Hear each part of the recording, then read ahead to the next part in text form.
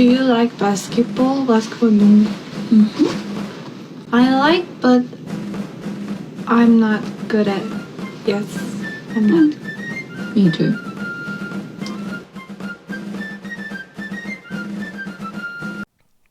Hello, everybody. Welcome back to the State of the League podcast, the only NBA podcast that is anti-Thanksgiving, just because you should take it all for granted. That's really it. I don't want to be thankful for anything. Just never self-reflect, never do anything like that. I'm your host, Jack, a.k.a. Jokic Joestar.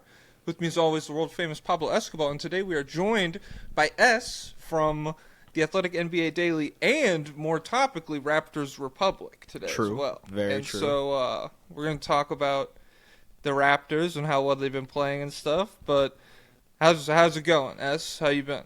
Yeah, I'm chilling. I was actually holding on to this information until the next time I was on the pod. So we were doing a live Raptors Republic show. Mm-hmm. And one gentleman came up to me during the show. I'm sorry, you're probably listening to this. I don't remember your name. I'm terrible at remembering names. I don't know how you guys feel when someone gets introduced to you.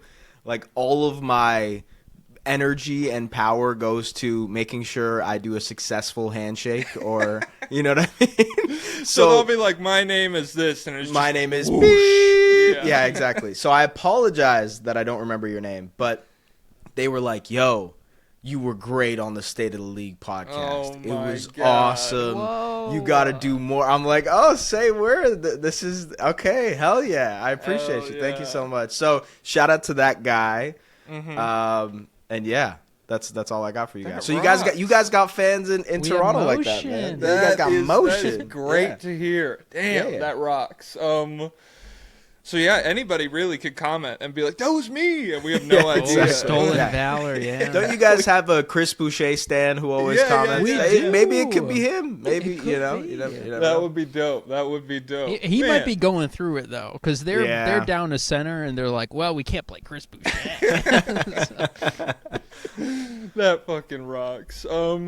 Yeah, that's incredible. I don't know. It's always nice because every time anybody's said anything to me in public, it's been about my TikTok and stuff. There's been I can probably count on one hand how many times someone's been like, "State of the League, oh my god!" And so what was it at the Louvre? Was that State of the League? we went. I was in Europe. Really? Cool. I was in Europe last summer, and not only was it a State of the League fan, it was a Patreon subscriber I ran into in the Louvre, and so that was just I don't know, shit like that. It's way more fun than the TikTok stuff. Yeah, dude, that type of stuff is a lot of fun. I remember once I was at a resort in Mexico, and some dude was in a Indiana Pacers Reggie Miller jersey. And then he's like, "You're the guy." I'm like, yeah. I'm the guy. I have a feeling I know what you're talking about, but yeah, I'm the guy. Yeah. Yeah, I'm the guy. Pretty much. That type of stuff is a lot of fun. That's funny as always. Anyways, State of the League worldwide. Let's go. Worldwide, we're fucking global, international, baby. That's right. Yeah. Pablo, how are you doing? I'm doing okay. Hey, guys, if you see me in public, don't say anything. So that's my take. Oh man, you're waiting for you should eventually once everybody has AI brain implant chips implemented, then you could probably download pirate software to make your face look obscured. You could be you just easy disguise stuff. So you're waiting for that. I have a plan to go faceless, and it'll be when is St. Patrick's Day? Is that March? Yeah. Yes. It'll all come together. Just you guys wait. It'll all come together. You should be you should do a VTuber. You should hire someone to make a model, and then you could just I don't know how that works. I would absolutely do that, but I bet it's expensive, and it seems complicated. Sounds expensive. So. It does sound expensive. Yeah. But I would definitely be like, hey guys, time to talk about rebounding. Oh man, that rocks. Well, dope. Yeah, we could just hop right into it then. The Raptors what are they at right now? 13-5 on the season. They have won 8 straight and 12 of their last 13 games. So correct. I wanted to just bring you on and chop it up about I don't know, the Raptors for me for a long time post title run, they were kind of this team that existed right in the 500 area. They were one of like the core East play-in teams of the Raptors, the Heat, the Bulls, and the Hawks. It's kind of funny because they've only played one playing game. That's really funny. But like, it's funny they get looped into that because I get it because they've just been like such a mid roster. But And then you look, and then the 2 years prior to this, because in my brain they are mid. 2 years prior to this, straight up bad, like sub 30 win team and everything. And so now, a 2 seed in the Eastern Conference. I just want to. I mean, how does it feel to be where you are? What's so fun about this Raptors team? Why are they so good? Yeah. Well, first of all, I think to everybody's surprise, including mine, they're a good offense. Yes. That's the part that is very surprising, right? I was checking this on Monday. Maybe it's changed by now, but they were the number 1 half-court offense on Monday. And so that part is like, whoa, how did – this was like last year, and I think I mentioned this on this pod, but they were near the bottom of the league in every single play type. Like, it didn't matter what kind of play they were running, whether it was pick and rolls, whether it was isolations. They have no bread and butter at all. There's nothing. Man, it's funny because I literally just had bread and butter before this. But nice. To celebrate, the Raptors finally getting a couple plays they can run. That's great. Yeah. But honestly, I think a lot of that has to go with the system that they have been trying to implement over the last couple of years under Darko Rajakovic.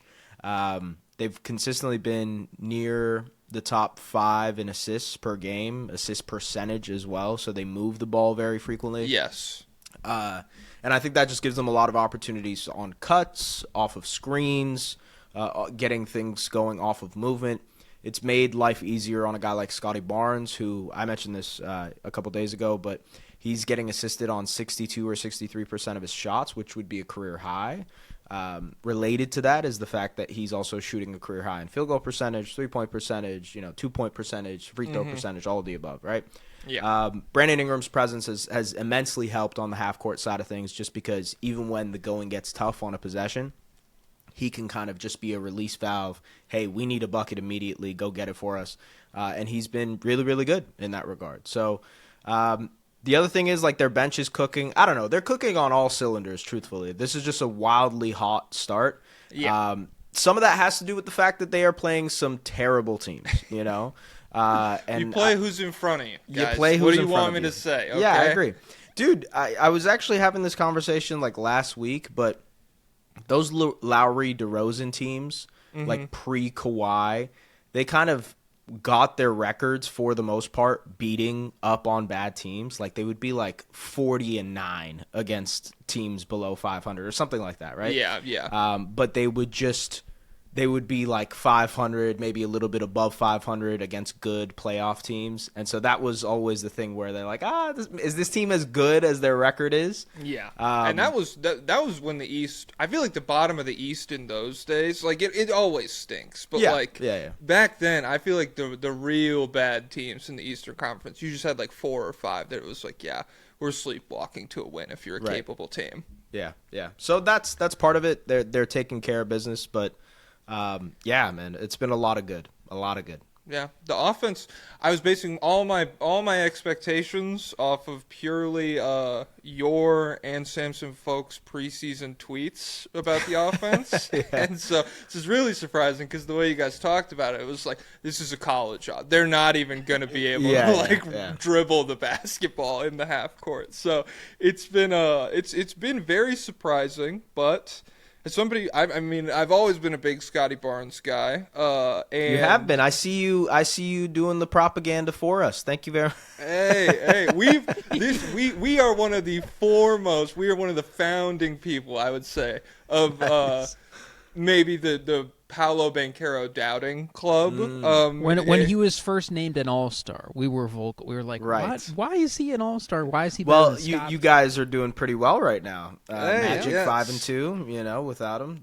What second best offense? We saw that last night. They were just Anthony Black turns out he's an NBA player. Just gotta remove some of the clunkiness from the offense.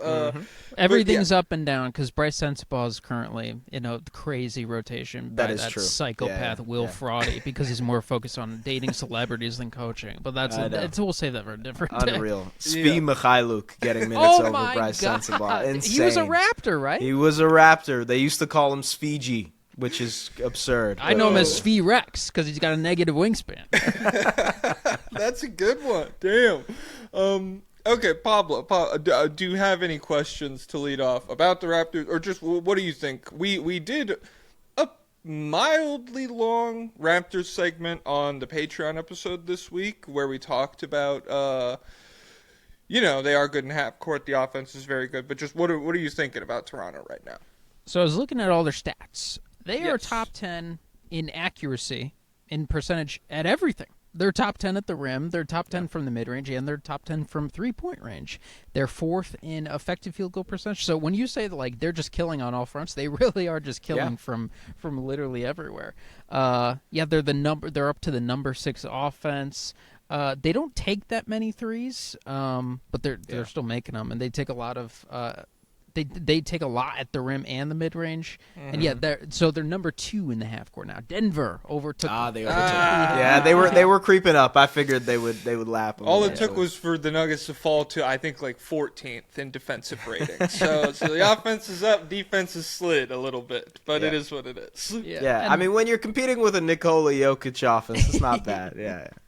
The names of the Raptors players versus the Nuggets players, and you have to guess who's better at half-court offense. That's pretty big disparity. But I remember one of the things we talked about, maybe in the preview, was that last year this was a team, they had the identity. They were like, we're playing max fast, we're getting out into transition more than anyone else, but they really, really sucked at it.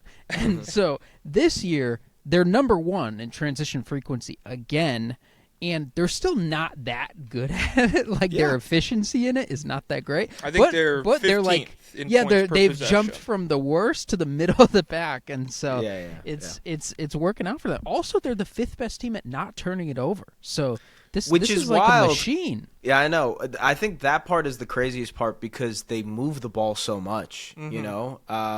Now, part of that is, one, I think Jamal Shed has been awesome for them. So I tweeted this the other day, but like 36 turnovers over the last 5 games and like 6 turnovers. He's number 1 in the NBA in assist to turnover ratio.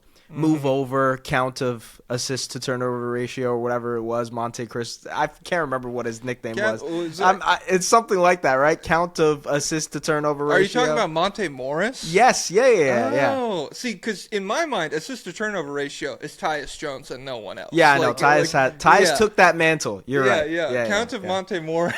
That's so funny. It was something like that. I can't remember. Yeah. But now Shed, Jamal Shed is that dude. Shed differentiates himself from those two by being good at basketball. Those two are like it's like, oh, the assist to turnover ratio. This is just a reliable guy. And then you watch, and it's like swing to the wing, and he never dribbles inside the 3-point line, and just like is not involved at all. But he's steady. Look how steady. It's always steady with those guys, man. They even call Jamal Steady Shetty and all that stuff. But Jamal is like legit really good. That's one of the things we talked about on Saturday is all of the net rating stuff with your starters is fucked up because the bench is so good. So that it's like, oh shit, RJ Barrett off the floor. Plus 20 or whatever. And so it's like, well, we can't draw anything from this. Speak a little, not just Shed, a guy we talked on in the preview as well, Sandro Mamukelashvili. How are you liking the bench, specifically that duo? Yeah, they've been insane. They've genuinely, it feels like for the last 2-3 weeks, you have the Raptors starters get down in a game. You know, they'll be like down 5 or down 10, and then with 6 minutes left in the first quarter, they'll sub in Mamu. They'll sub in Grady Dick, who's been another like plus-minus genius for them, and Jamal Shed. And it just changes, you know. They end up with the lead. They end up winning the game. A lot of that is because of that bench group. Like, we talked about it before, I believe, on this podcast, but what Mamu brought on that position was just something that they didn't have, like a 5-out look that no one else could replicate. Yeah. And God bless Chris Boucher. That guy is seething in the comments. We know he can do it. Just give him the run. Yeah. Like, God bless Chris Boucher, who technically could stretch the floor, you know what I mean? But he lacks some of the fluidity in terms of like creating off the bounce, working as a driver, like in general, just being able to handle the rock. And Mamu does all that stuff. So he can fit in wherever offensively, and it doesn't matter. He can be the screener in a pick and roll. He can be the guy who's operating the ball in the pick and roll. He can be a guy working off of screens, be a cutter, be a guy in transition. Last year for the Spurs, he was, I think, like in the 89th percentile as a spot-up player, which includes attack and closeouts off of spot-ups too. He is still doing that right now for Toronto. It's like 89 or 90th percentile as a spot-up player. So he's cooking off of the advantages that other guys are creating. And it's made a lot of Raptors fans be like, damn, are we going to be able to retain this guy? Because he signed a 1+1 deal with a player option next year. And you're like, that we'll see. He seems like he wants to stick around, but he looks very good. I would like, impact-wise, he seems like sixth man of the year type candidate, even though the box score numbers don't like scream that to you. Yeah, I mean that's six man. Yeah, it's always it's gonna be like points per game, pretty 100%, much. Like so, shout out to him. Shout out to Iris Nuke on Twitter. I saw this tweet from them. It's like the two-way connection between Shed and Mamu. Each of them, so 19% of Shed's total assists on the season have gone to Mamu, and then conversely, 24% of Mamu's assists have gone to Shed. And so, it's just really cool to watch them and the synergy that they play with. And then also, I'm curious. I was going to ask about Grady Dick later in just like questions I have about this team. Bless you. My girlfriend just sneezed. Oh, my God. So Grady Dick not shot the ball particularly well so far this season. And supposedly coming into the league, that was going to be one of his superpowers, something that like he built his stuff on in the league. So what have you liked from Grady Dick with this bench unit that has allowed him to be like a positive player, even in spite of those shooting woes? He gets so much respect as a shooter. Like I don't think opposing teams have kind of caught up to the fact that he's shooting 33% from three this year. It is the white shooter tax for sure. You know what I mean? It's crazy because he hasn't lived up to he really hasn't ever in the NBA. Yeah, like he's had stretches. Like I think the second half of his rookie year, he shot 40%. Last year, he had the first half of his season, he shot 40%, but then dipped down. Yeah. And so like. I agree with you that the shooting hasn't panned out the way that people have wanted it to. I think it'll be better than it is currently, which is like 33% or something like that. But overall, he's just getting so much respect from defenses. That's like, white privilege, really. Is people flying out to the three-point line. They treat him like prime Kyle Korver, the way they chase him around these screens. And so it just opens up so many opportunities for these other guys. And that's why he's a net rating darling. Like that's why their offense gets gassed when he's on the floor, because even despite him not making his shots, he's still getting tons of respect. So it's one of those things where you hope obviously the shooting eventually catches up. He has to start hitting those. It's a contract year. This is obviously something they gotta kind of look into. But the other stuff has been cool. Like I think he's actually been pretty decent at attacking closeouts, making plays off of closeouts. Like trying to get to the rim. He's pretty aggressive at doing that for a guy who like is labeled a shooter. But yeah, it's been a disappointing season for Grady to start for sure. Yeah. Pablo, what do you think? Or what do you have questions about, I guess? Well, so specifically relating to that, people always talk about like they poke holes in players and say like stuff they does is fake because of free throw attempts or stuff like that, but they never really lock in on that part of it. Like the reputation that you get from defenses like powers a lot of what you can do. And so I'm thinking about I was just watching Cam Boozer last night. Cam Boozer against Kansas, and he is an awful finisher so far. Like he is. In that game, he couldn't do anything as a scorer, but they guarded him when he got the ball in the post. They were guarding him. They were like triple teaming him and stuff like that. And he was killing them with the passes and stuff. So but I'm just like, why are you guys doing this? He's not scoring at all, and so now I'm doubting him right now. But now I'm wondering, like, what if he just has that reputation forever? And Right. It's like, hey, he's a star, number one on the scouting report, and everything works. But yeah, it's kind of funny crazy. because that's sort of what teams are doing with Ingram.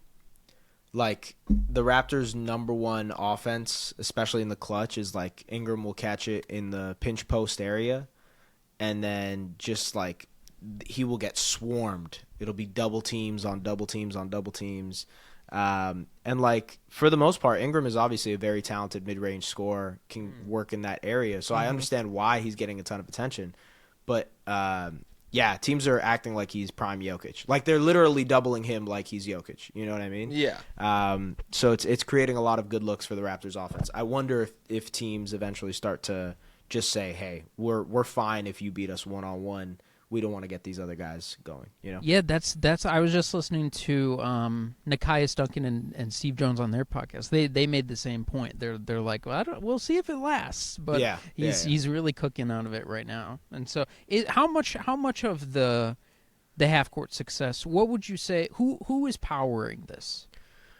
For sure, BI. For sure, BI. Their number one action right now is off of screens. I think they're number one in the NBA off of screens, and a lot of that is just because they'll run like BI through a couple different Iverson cuts. They'll run him through like a pin down, have him catch and create. They do a lot of stuff that truthfully New Orleans did for Brandon Ingram. Like, they brought in a lot of their play types that just prioritized Ingram in that mid-range area. And so Ingram is alleviating a lot of the pressure in that regard. It's also helped that Quickly has bounced back. He was really, really bad to start this season. Like, he was shooting like 19% from three for the first 5 or 6 games, but now he's back up to 40%. He's been on fire recently too. So the other thing is the guys are hitting their threes. Scotty is above 40%. BI is trending that way. He's shot above 40% for the last 5 or 6 games. Quickly, same thing. RJ as well is shooting decently well from three. So the fact those guys are knocking down their threes is really opening up things for them in the half court too. Yeah. I was looking, Ingram, and even if Ingram isn't hitting like the threes to the same degree, he has just been he's legit probably like the second or third best mid-range scorer so far, just by volume and efficiency. I was looking, so total mid-range field goal attempts, he's tied for third with Shea right now. And only him and Jaylen Brown shoot over 50% from the mid-range with 80-plus attempts on the year. And so he's just been crazy. I mean, yeah, like that's to the degree where it's like Brown is doing that. Is that all self-created? Yeah, that to me is actually more impressive than Brandon Ingram. Ingram, I'm like, okay, we've seen it. You know, his game screams mid-range killer or whatever. Jaylen Brown, we went the whole title run, and it was like, dude, can you hit like 2 of these, please? Damn. Yeah, no, he's been insane. And like, he's one of the reasons that Boston is still kind of swimming around where they are. But Ingram, yeah, like that, maybe that dips a little bit, and that's where you hope the normalization, the 3-point does come up the same way. When that goes down, that goes up. But yeah, he's been incredible. And then I really do like, just, it's so nice to have, they're calling it communist offense on Twitter a little bit. Like true. It's one of the most egalitarian offenses in the league. Everybody eats. They are the only team with 4 guys averaging at least 15 points per game who have played like 17 games minimum. And so between Ingram, RJ, Scotty, and Quickly now, it's just 4 guys who can really move the rock. I don't know. They're like, how fun has it been to watch that? And do you feel like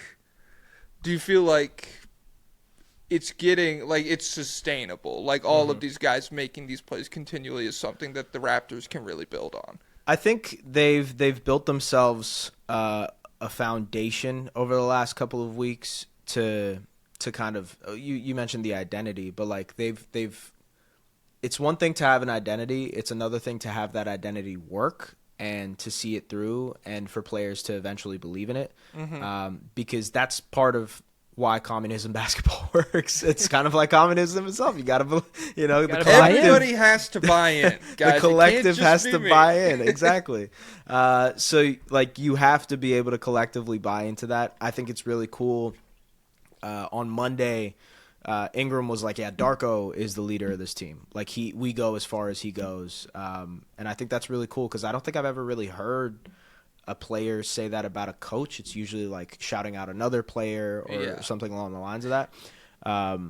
Sorry, go ahead. Well, I was just gonna say, were we, like, I feel like we were talking about Darko's job potentially in jeopardy at some point. And so, do you feel like this start has just like settled down everything on that front? It's big boom or bust potential. Like this season was the prove it year for Darko, because I think the jury was out for a lot of people of like whether he was actually a good coach because he had coached such terrible teams and teams that were trying to tank. And so with expectations, with the fact that like, this team is now trying to quote unquote win, can he be the, I don't know, boat that raises all tides, whatever you want to call it? Yeah.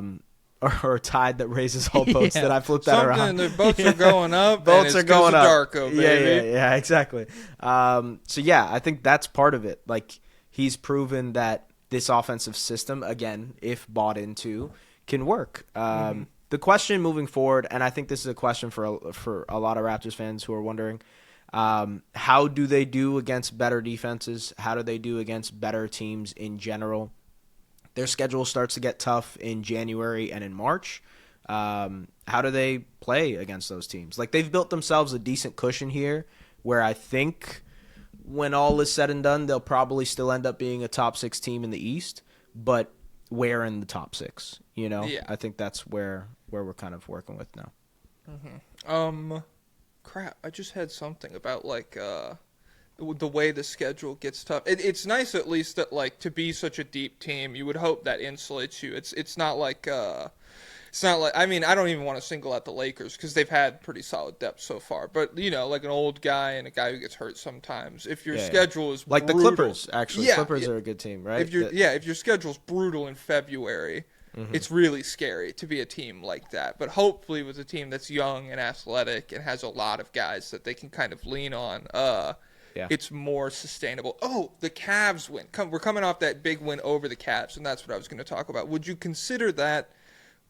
Like, what do you feel like they have like a signature win of the season so far? That one was good. Both teams coming off a back-to-back, so it's not like full force elite team opponent, but you're also hampered a little bit. What do you think about that? I think there's like 3 signature wins this season. One would be against Giannis and the Bucks when they were really cooking early in November, and this was before Giannis got hurt. Obviously, that was a good win because they like gutted that out. And they honestly just dominated them, which was really good to see. Then there was their first win against the Cavs, I would say. Actually, no, their second win against the Cavs was the one where you're like, whoa, this is awesome. This is where Jameson Battle went off, and he dropped like 20 points or something along the lines of that. But they came back after being down in the first half and clawed back and won that game. And then I would say the Sixers game, the revenge game, if you will, because they lost to the Sixers a couple weeks ago and they beat them last Wednesday. And I think that was a game where it's like, oh, okay, they can figure out. And it was a close one too. I think eventually it was a clutch type time game. Yeah. They pulled that out. So I wouldn't call this Cavs one the signature win. I think the other one was more signature, if you will. But they've had a couple of good wins here over the last couple of weeks that makes you reaffirm, like, okay, they can hang with some of these teams, especially in the East. Yeah. Pablo, what are you thinking? So this team, they're in transition all the time, but I thought it was weird that they're only 13th in pace. How does that happen? What's the explanation there? Yeah, that is a good question. I think they do play pretty fast. Like they work a lot to get hit ahead passes, and I'm kind of curious how pace gets calculated overall. Like, because that's probably possessions per 100, right? I think so, yeah. Right. That's what I would assume. So I'm not sure what's maybe changing that, because it does feels like they play incredibly fast, and they work so hard off of like these hit-ahead passes. So dude will rebound, another guy will be already at half court, they'll pass it to him, they'll work the offense that way. And so that's why they're getting out in transition so much. I think they're like 20% of their offense comes in transition. So I don't know why they're necessarily 13th in pace, but I do know that they play incredibly fast. I'm curious if that ends up changing. Maybe it's a rebounding number. Maybe it's something, but I don't know. Mm-hmm. Well, they're terrible at like second chance and stuff. Maybe that helps. Yeah. Have they played slow opponents? Maybe. Perhaps. Although like all of their opponents recently have just been like bad teams. You know, like the Pacers and the Wizards and the Nets, and it's like, how do you gauge what those teams even are? You know? Like the Nets are playing a little bit better recently, but it was just hard to gauge against those teams where it's how like, what conclusion can I draw? Right. Yeah, because we smoked Bub Carrington or whatever. Yeah, it was like the Wizards without Alex Sarr, and you're like, brother, oh my goodness. Oh man, we nuked Marvin Bagley. I think we're really in the top tier this year. Yeah. I don't know shit about how they calculate pace or anything. But it is weird because you guys do run so much. They run a lot. Yeah, that's why I'm surprised. I also wonder. I wonder if was it the same approach the whole time, even with the rough start? Because a lot of the stats I've pulled, I just pulled from these last 13 games, where it feels like they really came into their own. So maybe those first like 5 or whatever, just kind of sandbagged the numbers still. Their defensive approach has changed a little bit. So they were playing this like ultra aggressive, we're gonna pick up at full court type of defense to start the season, and they very quickly figured out that this roster can't do that. Like they just don't have the facilities for that, you know. Yeah. And even though they have some good point of attack defenders like a Jamal Shedd, like a Jacoby Walter, for the most part, they just don't have the guys who are going to be able to stick with you for 96 feet, or 94 feet, whatever it is. I think that's why they scaled it back. So instead of pressuring full court, they'll pick up at half court. They'll still be aggressive, but they'll be kind of like an arm away. And that's helped a lot with their defensive rating too. I believe they're now a top 10 defense as well. Yeah, they've jumped up for sure. Which again, part of that is playing some terrible teams, but they have also figured out. Also, I mean, it's kind of crazy that it's been 32 minutes and we haven't mentioned this, but like Scotty's defense is insane. That's the next thing I was going to touch on. It's just like, oh, you go, Pablo. Before we get to the defense, I just want to get your thoughts on league-wide meta. Everyone is playing mega fast. Like maybe an explanation for the Raptors somehow, which still doesn't fully explain because they're number one in transition frequency, but everyone is speed maxing. Everyone's trying to play as fast as possible. And one of the early returns, and you just said the Raptors have dialed back the picking up full court. That was a trend that would explode at the beginning of the season. I think a lot of teams, I don't have access to those stats but it's cooled down a little bit. Yeah, I think a lot of people have cooled down on just picking up everyone. But one of the trends we're seeing from everyone playing this fast is every star player is dying. Everyone is getting a calf strain. Everyone is exploding. The Raptors haven't been hit too hard by that yet. But what do you think about? Do you think is it possible for the whole league to keep up this like speed explosion, or are they gonna be forced to dial it back at some point if everyone keeps getting hurt? Yeah, that's a great question because I honestly I think the league is probably so bought in on. Yo, this is the style that works. This is the new modern way to play basketball. And so you saw teams over the summer try to prioritize depth, try to prioritize guys who can pressure the ball in some sort of way because they saw Indiana do it, because they saw OKC do it, and to a lesser extent they saw like Portland do it last year and was really successful with it. I think ultimately, like, there will probably be some sort of balance struck, you know? Like every fad or trend, teams will start to figure out that, we can actually go the opposite way and still be successful. Like the Heat don't pressure at all. They get back in transition. I literally just dropped a video on The Athletic about the Rockets breaking basketball with the offensive rebounding stuff. And what I was looking at was like, who's the worst at offensive rebounding? It's the Heat. The Heat don't crash at all, they run back immediately. And it's because they want to prioritize, transition defense, etc.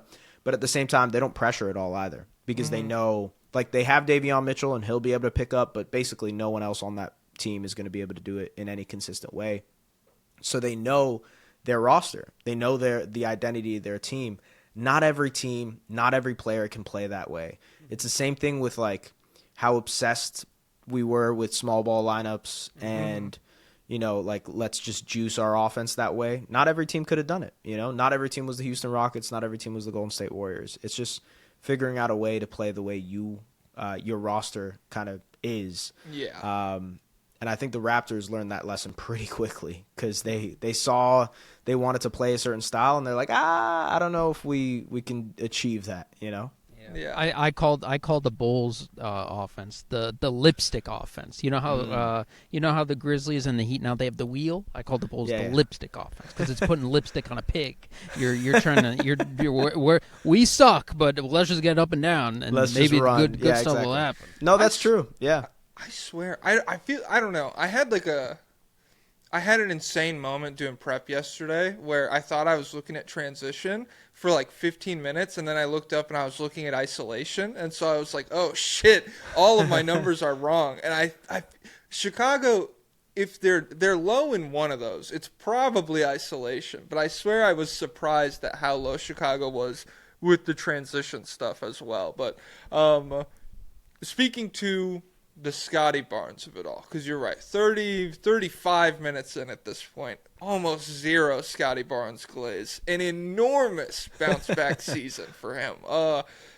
Raptors Twitter was very quick to point out that his season was derailed last year when Jokic elbowed him in the fucking head. Oh, I remember. Yeah. I saw that. And so, how does that work for you as being a Scotty Barnes fan and a Jokic? I posted a Pinterest thing where it was like, forgive not because you want the enemy to be happy, but forgive because you need to let yourself grow or whatever. Nice. Hey, Andy's also a big Markieff Morris fan, so that's the real. There's a lot of internal turmoil with me. I'm a very complicated guy. But yeah, so Scotty, the efficiency is through the roof. Like you spoke to, a lot of his stuff has been assisted. And so there's a lot of stuff that I'm curious about with him. I guess the start is, do you feel like it was health last season, or do you feel like it is the lesser offensive burden that has led to him being just like this clear first team all defense level guy? Like, he's been an insane defensive player so far this season. Do you feel like it's the offensive load, or do you feel like it's getting healthy? For sure, the offensive load. I know, and there will be Raptors fans in here being like, yo, he wasn't healthy last year, and I get that. But at the same time, like, we had a pretty decent sample for the last, 100 games before this season of Scotty being, the quote-unquote number one option, and his efficiency just plummeted. Like, post-Pascal Siakam trade, his efficiency was just not the same. And I think it goes to, one, where he's getting set up. He's so much better as a play finisher, a guy working as a screener and kind of like operating in pick and rolls. Roll man Scotty. Scotty. He's been rolling a ton this year. Yes, he has. Yeah. And the cuts have been really good too, like weak side cuts that he's been doing. Obviously the shooting is a plus, like the fact that he's shooting is great, but he's also not taking that many threes. Like he's actually not settling for threes anymore off of the catch. He's more so like, cool, I'm going to attack this closeout. I'm going to try to draw a foul, get to the free throw line, which is a great sign. A guy who is that big, being aggressive and being willing to like punch through gaps is the best way for them to just score points. So that's mostly why. There's just attention on BI, there's attention on RJ, there's attention on Quickly, and so Scotty can kind of just like feast on these other opportunities. And to your point, it's opened him up to be a legitimately insane defender. Like, I can't tell you, there might be like 100 times this season where Scotty has just erased a layup, like a wide open layup under the basket, and he somehow recovers out to it, gets it, either steals the ball or blocks it or something along the lines of that. Mm-hmm. And on top of that, there's multiple deflections per game and all that type of stuff. The stats say He's the only guy in the NBA, I believe, right now who's averaging, or not averaging, but has a total of 25 or more blocks and 25 he's or more leading steals. Stocks combined. He's number one in the NBA. He's number one in the NBA in stocks. I think he's top 5 in deflections still. So, like, genuinely absurd with how he's using his length. And this was something I had talked to Darko about preseason, which was like, how do you figure out Scotty in the rotation in terms of like he busts his ass all the time. Like he gets exhausted with the way that he plays because of how much ground he covers. And he said, yeah, we noticed that. Like we need to, instead of giving him 2 longer stints, which is more of a Brandon Ingram thing, like Ingram will play for 6 minutes to start the first quarter, 6 minutes to end the second quarter. Scotty is more like 4 minutes. He's playing hockey out there. Give me 4 good trips, you know? Yeah, totally. And so they've figured out a way to maximize how he can expend his energy, and that's just been through the roof this year. So that's why. Yeah.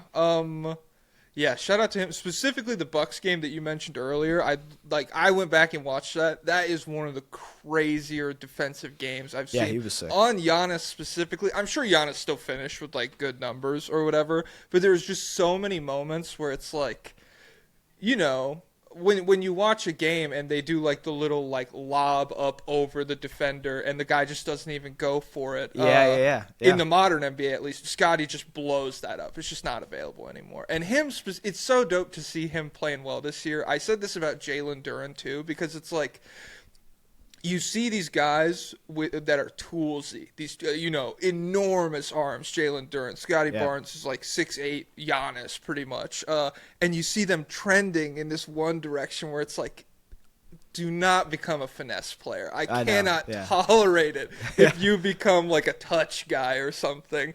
And so to see him just erupt back onto the scene with this super physical level of play on both ends, it's been dope. Do you feel like?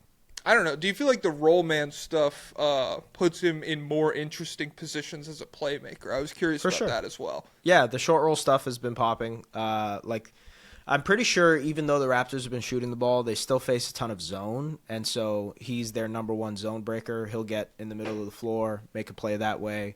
And also I think just his willingness to work in that short roll area, along with Jakob Poeltl, like him and Poeltl have developed a pretty good connection. Like, hey, I'm going to be in the short roll. You're going to be in the dunker spot. I can lob it up over top to you or finish. 100%. His playmaking is also like in transition. He has been absurd. We talked last year about why his transition offense wasn't good. Like he would get out in transition, but his efficiency wasn't that good. And I think a lot of that was settling. We don't see that as much anymore to start this year. He's really trying to get downhill, and if he's not getting downhill, he's working as a play finisher, and if he's not working as a play finisher, he's weaponizing that downhill gravity to make plays for others. So it's just, in the simplest terms, he has figured out the way he needs to play. Like, this is the version that he needs to sustain for the rest of his career. And, dude, by the way, go watch elementary school Jalen Duren highlights. He's like the exact same player. These are available? Where? Yeah, he's the exact. He looks the exact same. I believe he probably was still 7 feet tall back then. I don't even know, but he was insane. The biceps still popping at that age. He's in 6th grade, goatee going on, and he's just like, he really looked the same. Throw it up there, man. Just throw it up. These guys can't fucking handle me. Pablo, what have you been thinking about? Middle school Wemby also he moved pretty similar to the way he does now. It's jarring to see. But yeah, so I listened to you on the Athletic. What is it? The Daily? Yeah, the Daily podcast. Yes, and you talked about the defensive scheme. They bring heavy ball pressure, and the backline has held up really, really well this year. Yeah. So is that? Who's making those impacts? Obviously Scotty, but how about the rest of the defense? Yeah, Scotty's been a big part of it. Jakob also, so he was dealing with an injury to start this year, a back injury that really limited him. He could barely move, and they rested him for I think a week. And once he came back, their starting lineup numbers started to really, really trend upwards. Part of that is because he's not like an elite rim protector, but he's just a solid guy in the back line. Still 7 feet tall, so he knows how to like use his body well. It's definitely the combination of those two guys. Also underrated. Ingram's defense as a weak side helper, not that bad actually. He's had like I don't know if you guys watched it or saw it, but that block he had in that Hornets game where he blocked Kalkbrenner. I did see that. Yeah, right, was that like the clutch block? That was the clutch block. Yeah, that was crazy. Insane. He's had a couple of those where, like, you know, again, he's the weak side helper and he's supposed to like contest that shot and he gets there, and so he's utilizing his length in a really good way too. So part of that is that their backline defense has been really good, and their communication, like they're peel switching a lot, so their connection in terms of like, hey, we got to switch this action, so you jump out at my guy, I have to recover out to your guy. A lot of that is working. And it's also making it easier for some of their less talented defenders to like live on defense, you know? Like if you look at it, I think according to dunks and threes, Emmanuel quickly leads all Raptors in defensive EPM. And I'm like, that's what the eye test says too. I feel like he graded pretty well in his Knicks days too, no? He did grade pretty well. Yeah. I think a lot of Raptors people, including myself, were like, all right, cool, we're getting like this point of attack defender that has not panned out yet. He's been better this year, I will admit, but like I think overall the scheme has allowed for some of the guys to get burned on the perimeter and still recover out, still be able to kind of like be connected as a team defensively. But yeah. I was going to ask you about Colin Murray-Boyles because you mentioned the injury to Pirtle. And RJ now has an injury too. He'll be out a week with a knee sprain or something. Yeah. How have you felt about Murray-Boyles and stuff? Because he played pretty significant minutes in the Pirtle absence. I was looking, I think like 5-game stretch, 23 minutes per game, and since then he's down to 17. You know, it's on a team this good. There's not always going to be like rookie developmental minutes or whatever. But just like, what have you liked from him? Do you feel like this season, is there a significant role for him somewhere and moving forward with the team? I think he is a rotation player for them. I think they view him as one of the only guys on the team that can actually do what they want defensively. Like I would probably say between him, Jacoby Walter, Scotty Barnes, and Jakob Poeltl, like those are the 4 guys who they really lean on defensively, night in, night out. Maybe a little bit to Jamal Shed too, but CMB is just such a talented defender. And so that pops almost immediately. It's been a plus that he can shoot. We'll see how that number trends through an 82-game season. But so far, he's been able to knock down his threes, which is a big swing factor for him in his career. I would like to see them use him more as a playmaker and a passing hub because I think he has some underrated skills there. And also just his driving, just being more aggressive and confident with his scoring ability. That's part of like the next steps for him. But I've been a fan. I think he's looked good in the minutes that they've played him. Obviously, still has to go through some of like the rookie stuff. He fouls, he gets in foul trouble certain moments. He's been dealing with some knick-knack injuries too. So part of that I think is like, getting ready for the game speed and, just like the attrition of an NBA season compared to college. But yeah, he's been good so far, man. I don't know if he'll end up being an all-rookie team guy, maybe just because, like, minutes and usage. Like, I don't know if that'll be available to him, especially with how stacked this rookie class is. But I think he has an outside shot at, like, a second-team all-rookie if he ends up playing more. What have they been tasking him with defensively primarily? Is he out on the perimeter more? Is he at the rim more? What's he up to?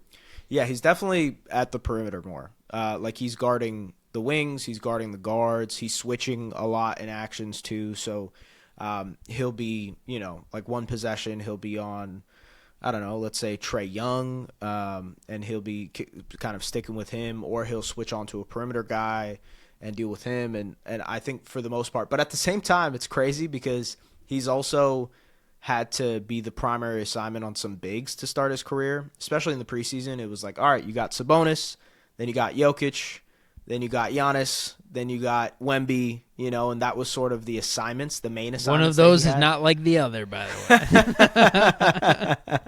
Yeah, that is definitely true. But like, I'm a Sabonis hater.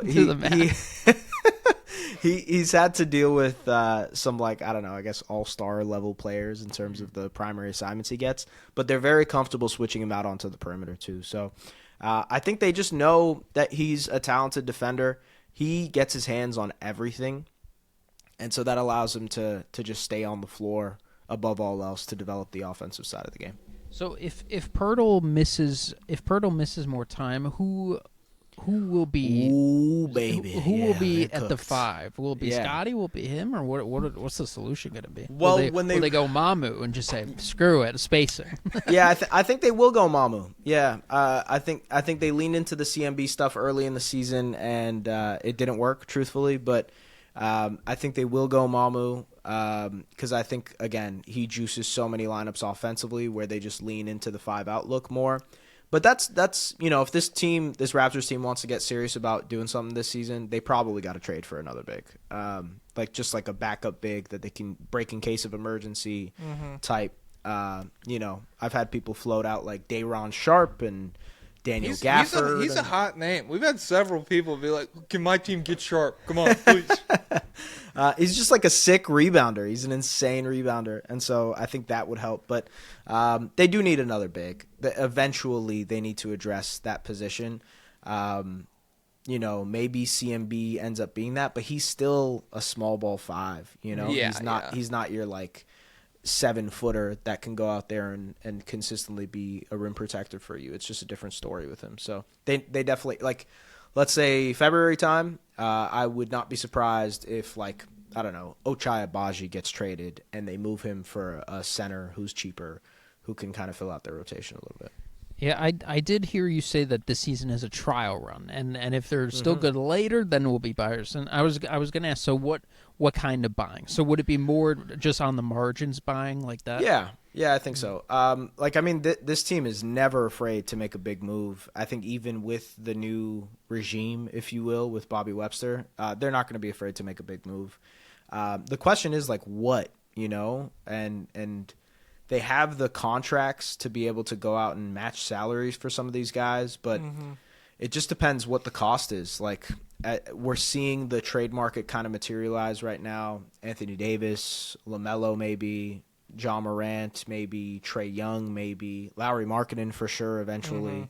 Like, those seem like the names as we head towards February. Are any of those guys worth the risk of trading picks and stuff? No, probably not. Yeah. I'm going to say, it's one of the most volatile groups I can remember. It's just it's a big bet that, because, you only got like one shot at these things. They bought low on Brandon Ingram, and I think that's worked out well so far. Yeah. They have the quickly RJ salary to kind of go out and get someone else. I think if you do that, you probably have to go out and get a guard. There are 3 guards that potentially could be on the market, but are any of those guys like worth the squeeze, worth the bet? I don't know. I don't think. And you have to. I think Trae is like up for money for an extension too. Yeah. So it's like, I have no idea. I did want to ask you about RJ. Sure. Star J Barrett. That's right. So, do you feel one of the questions I've seen just asked about him a lot is, do you feel like what has been really productive offense so far this season is worth kind of how he can compromise your defense at times? Do you feel like you're still you're coming out in the positive with that exchange? And do you are you happy if they hold him through the deadline? Yeah, I think I am, especially because I sort of hold out hope that they will come to a relatively good extension if they decide to keep him. He's getting paid $27 million right now and $29 million next year. If they can somehow get less than that, which would surprise me, but something, we see the market not being as crazy as it was maybe a couple of years ago, and maybe the money is not there. If they can get him for I don't know, $25 million, maybe that's something that makes a little bit more sense. That's getting money, right? So I don't know. I think that would be fine. I overall do think that he addresses a very important need for this team offensively, because nobody else can get to the rim. Yeah. Nobody else can, like, by themselves get to the rim. Ingram can do it some. He can't do it as consistently as RJ. Scotty can only do it when it's kind of facilitated for him. There's no guy that, like, off the bounce, off of a dribble handoff, off of pick and roll, can get 2 feet into the restricted area like RJ Barrett. And that's really important for a team that, like, needs to get that wheel going offensively and get the ball moving. So, like, he addresses a very specific need. And on top of that, he's been shooting the ball well. So as long as that continues, which I think it has, like, in his Raptors time, he's a 37% shooter. If he stays around 37, 38%, especially off the catch, that's I think that's a good offensive player. Yeah. Pablo, what do you think? Hey, John Morant could get to the rim. No. Man, John Morant used to get to the rim. Change of scenery. I'm not crazy. I seen it happen. Oh, man. Yeah. No, but out of all those big names, the only one I would really be interested in, I would be excited about LaMelo playing in I think this that would kind be the of, one that would intrigue me too. You gotta like believe in the health thing. Yeah, you know? Yeah, that's the biggest obstacle. But him playing for a fast team, I dream of that. Yeah. Bring back Yeah. the Chino Hills days, which I saw they were like 10th anniversary of the Chino Hills team. I was like, Jesus Christ. What a That's disaster. insane. But no, LaMelo would make sense if, like, he could stay healthy. Maybe I don't know. They're like now the king of ankles because Scotty has had ankle issues and BI has had ankle issues, and now maybe like they just have great ankle trainers. I don't know. Ooh. Maybe LaMelo can get in there and fix his ankles. Hey, I don't know. It happened to Steph. It happened to Steph. He fixed it. Yeah. That's like I remember when Zion first started getting hurt and people were like, well, we've seen Embiid come back from stuff like this. And I was like, well, like that's like miraculous. At least with LaMelo. With LaMelo, and you have like this one concrete example of like, it never happened again after this point. I don't know what they did with him, but it stopped his ankles. And so, Melo. But then you've also got older brother. His knee exploded. We don't know what. Yeah. He's going to be out for 2.5 years. So. We have changed his ligaments in his knees. He has. That's not original Lonzo in there anymore. That's donor. Oh my god. Oh my god. But this is a team. If they have one weakness, it might be the rebounding. So they're 16th in rebound percentage, 22nd in offensive rebounding percentage, 12th in defensive rebounding percentage. Is this concerning at all, or is this just a natural trade-off of the style of play? Like, you guys don't go after offensive rebounds, do you, or no? They used to a lot. They've changed that style a lot as well, and I think part of that is just the roster. Like, outside of Jakob, and I think they are imploring Scotty and BI to be better rebounders because those guys initiate so much in transition. So defensive rebounds, they're crashing the glass, they're pushing, they're running.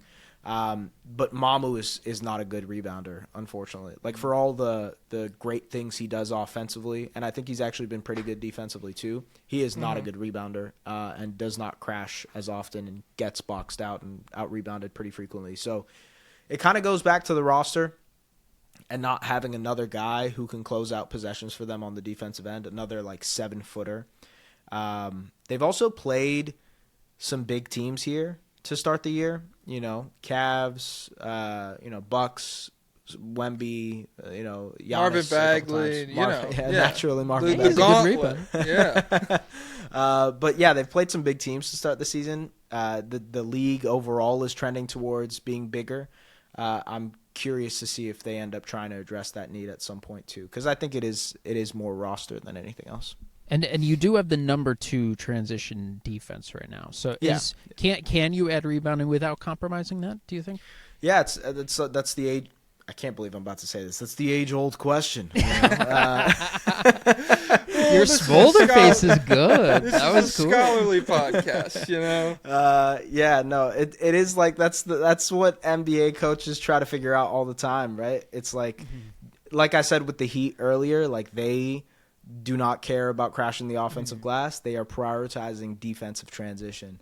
In a lot of ways, the Rockets do the opposite, where they're like, we are going to force teams to not get out in transition as much because we crash the offensive glass so much so that they have to worry about it. It's just a matter of styles and how you want to play it. I think because the Raptors were getting cooked as a ball pressure team to start the year, they have dialed back on the pressure, which inevitably means you have more guys going back instead of trying to stay with a guy once the offensive possession starts or once the defensive possession starts. So I think that's one of those things where it depends on your personnel. And again, like, you know, we were talking about injuries and stuff like that before. It just depends on your type of personnel. If you have do you have the facilities for that big man? You know, like, do you have the capability of actually doing that is the big question. I think the Raptors just are leaning on being a smaller team. They have so many guards, you know, like so many guards. And all the guards play very similarly. Like Jacoby Walter, Grady Dick, Ochai Agbaji, Jameson Battle. Hell, even AJ Lawson, you know, like all of those guys fit the exact same mold of player, but to varying, you know, kind of qualities. Yeah. I feel like they just want to play smaller because they like their jumbo wings in BI and Scotty. Mm-hmm. It's the ghost of Masai reaching through. Oh, yeah. Project 6'9" is back, Everybody's 6'9". Don't talk to me if you're short. Don't talk to me if you're tall. I need you right there in the middle. And we got Mobo waiting in the depths. That's right. Maybe That's right. if it gets so bad, we get him out there. He's next gen. He's a great rebounder, too, so that's part of those. Yeah. They need him. Well, I mean, I don't have any more questions about the Raptors. It's sick. I'm glad it's happening. It's fun. I'm glad Scotty's playing well. Pablo, do you have any thoughts? Anything left in your notes? Yeah. So, number one, is this, at this point, is this a defensive or offensive team? What's the identity? Oh, man. At this point, I would say it's an offensive team. I think the defensive numbers are a little bit juiced, a little bit lucky. And I got a lot of shit on Twitter when I said that. But I do think they're a little bit lucky. I checked this last week. It might have changed by now, but they were number one in opponent three-point percentage. I think teams were shooting like 31% against them. That's going to change, you know? That's just not going to be the thing all year. Oh, it's just luck that wide open teams shoot 25%. Okay, that's just luck now. Hey, that's what the Bulls had the beginning. And that's true. Bulls fans swore it was real, and then now they're a little quieter. So. Yeah, the Jedi mind trick defense only lasts for so long. I do think there are bones to a good defense here between what I mentioned with Scotty and Jakob and how they're able to protect the rim and kind of squeeze in. But because of that, they're going to concede a lot of three-point attempts, and because of that, they will, you know, lose a lot of three-point shoot, like to a lot of good three-point shooting teams. They'll lose to those teams. How does that kind of bear fruit over the course of an 82-game season?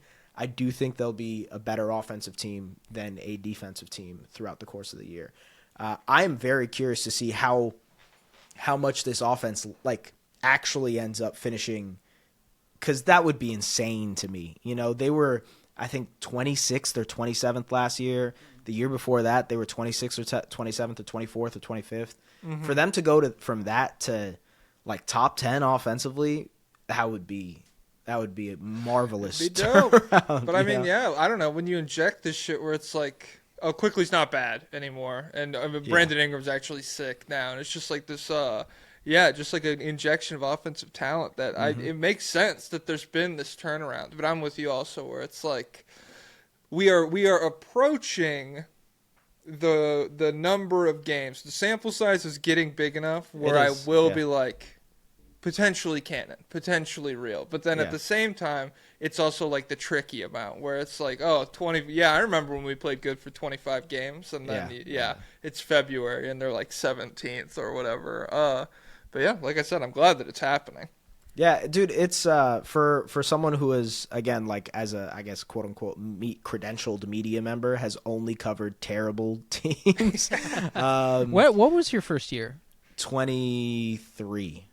23. Okay. Yeah, so it was right at the bottom. Yeah. Baby. Oh yeah. It was right after the Sixers Raptors series in 2022, I believe. Yeah, tough year, dude. My God. So yeah, I haven't had a chance to cover playoff basketball in Toronto, and yeah, hopefully that changes this year. When did they trade OG?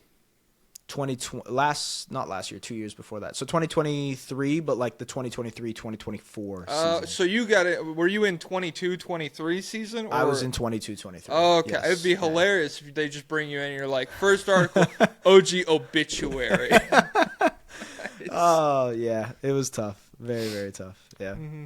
But yeah, so last thing I have written down, so last year's Pacers team, they were so funky and unexpected. I think they've become the benchmark for if anyone's team is if any team is like surprisingly good, it's like, well, do we have any overlap with them? So is there any similarities? And specifically, I think me personally, I definitely did not think Tyrese Halliburton could be that kind of like engine for a contending team that way, but he went crazy, and we're seeing the difference without him. Obviously, a couple of the differences. Miles Turner, maybe it's him, but probably not. But yeah, he ended up powering a really big team, and so Scotty Barnes is a guy who does a lot of good stuff on the court, but isn't the traditional like superstar type player. So do you think is there any hope of optimism or any looking back at the Pacers you're like, well, maybe we can have a little surprise run like that? Yeah, I think there is. I think I've seen a couple people make this comp, so it's not original, but the way Scotty impacts the game without these like gaudy box score numbers is very reminiscent of Kyle Lowry. He's just like a 6'9" version of Kyle Lowry, where he's doing all the little things. He boosts your net rating like crazy whenever he's on the floor. He's carrying bench lineups. Kyle was a pretty underrated defender for his time, but also Scotty is like all-world defense. And the offense is coming along in a real way. Same thing with Kyle. Like, he needed the other pieces around him to make for him to make sense as a player. That's why they needed a DeMar DeRozan and then eventually a Kawhi Leonard, because Kyle wasn't necessarily like that go-to scorer. And so there's a little bit of symmetry there between this version of the team and the Lowry DeRozan years, because Ingram and DeRozan have some similarities in terms of what they like to do. And I don't know. I think there is a world which, to your point about the Pacers, this Raptors team is deep. They have an identity. And I think good teams that have depth and are like locked in on an identity can always go further than the teams that have this like paper tiger type of identity that might be a little bit fugazi. That's sort of what I think. Now, again, like, it's really early in the season. We'll see if that identity holds when they start playing better teams. But it is starting to your point, Jack, like, it's starting to get to the point where you're like, all right, maybe this is probably real, Yeah, and I think that will make the front office feel that way too. Like I mentioned, the trial period, but as much as this is a trial period and like collecting data and info, they're never afraid to be aggressive and go out and get that guy. It's just like, who is that guy, But yeah, and I think that's the other thing as we go along. I do just wonder, because obviously, especially when we talk about like big man rebounding stuff, there's a number of teams that we know will be probably selling, like Gafford, like you said, like the Nets with Sharp and maybe even Claxton. But yeah, I think as the season goes along, there will be some more teams that kind of enter that tier of being like, what are we going to do with this guy? So yeah, wouldn't surprise me if they're aggressive at the deadline. It feels, especially in the East, right? Like, that's what I was going to say. But the last question I had is just like, is your mindset right now more, we'll see what happens, or is it more, why can't we win the East? What's stopping us from that? I think they probably think, why can't we?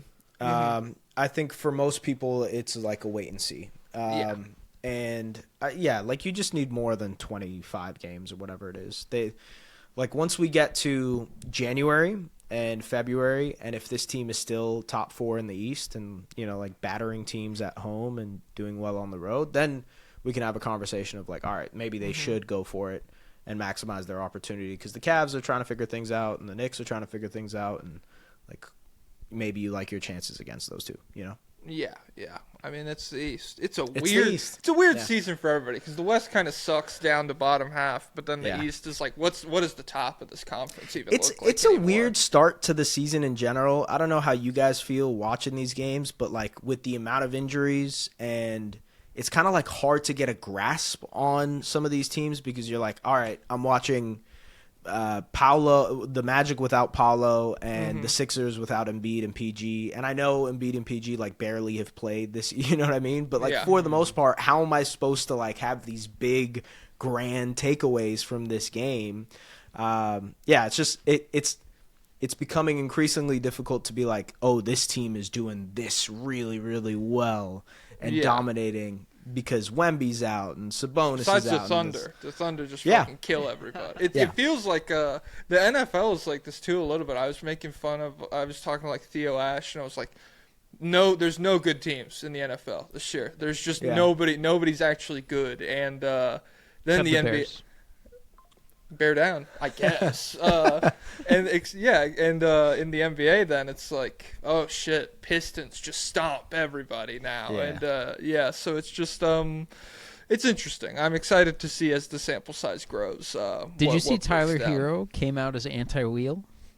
I did. Oh my god. Yeah, I saw that. We need to find one guard who, like, if this is a pattern that establishes itself, that every backcourt guy is just like, fucking sucks. I can't do this anymore. We might have to just get rid of that guy. Noah LaRoche. Damn. He's the most polarizing man in the world.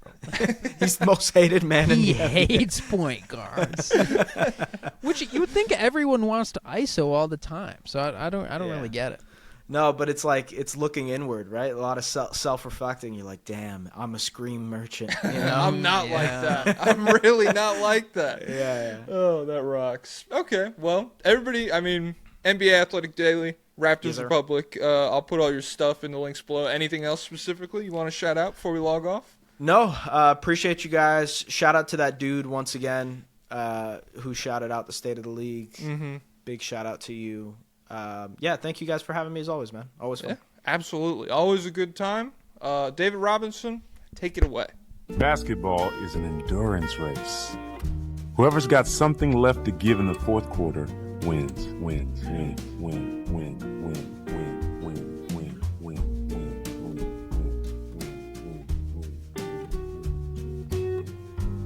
Up tempo means I'm going to run you into the ground.